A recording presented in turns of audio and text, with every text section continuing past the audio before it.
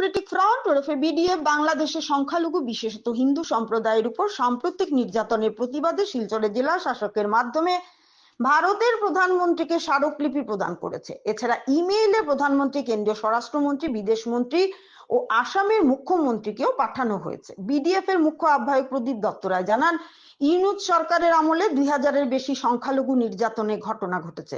ধর্মীয় নেতা চিন্ময় কৃষ্ণ দাসকে 6 মাস ধরে আটক রাখা হয়েছে। সাম্প্রতিকতম ঘটনা, ধর্ম অবমাননার মিথ্যা অভিযোগে পোশাক প্রেমিক দীপু চন্দ্র দাসকে জীবন্ত পুড়িয়ে হত্যা করা হয়েছে।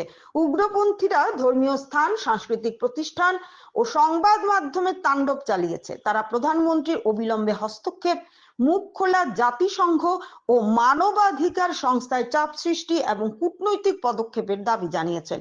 কেন্দ্রীয় সরকারের নীরবতাকে ভোট ব্যাংক রাজনীতি বা বাঙালি হিন্দুদের প্রতি উদাসীনতা বলে সমালোচনা করা হয়েছে।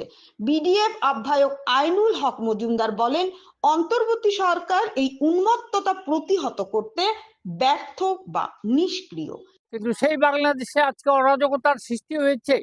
অন্তর্বর্তীকালীন সরকার গড়া হয়েছে, বিদেশের মদতে সেখানে হিন্দুদের উপর অত্যাচার চলছে, মন্দির ভেঙে দেওয়া হচ্ছে।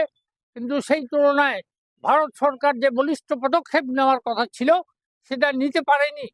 আমরা দেখছি যে শুধু কাগজে বিবৃতি দিয়ে সেই হিন্দু নির্যাতনের বিরুদ্ধে কথা বলা হচ্ছে, কিন্তু কোনো পদক্ষেপ নেই। গোটা ভারতবর্ষের মানুষ চাইছে যে বাংলাদেশের বিরুদ্ধে অবিলম্বে ব্যবস্থা গ্রহণ করা হোক। আজকে যেখানে বাংলাদেশে প্রকাশ্যে বলছে যে উত্তর পূর্বাঞ্চল তারা ভারতবর্ষ থেকে কেটে নেবে, তারপরেও যদি ভারত সরকার নীরব থাকে তাহলে আমরা কি বলতে পারি? একই ধরনের সাম্প্রদায়িক রাজনীতি এপারে ওপারে চলছে এবং উভয় রাজনৈতিক দলগুলা তা থেকে অক্সিজেন গ্রহণ করছে।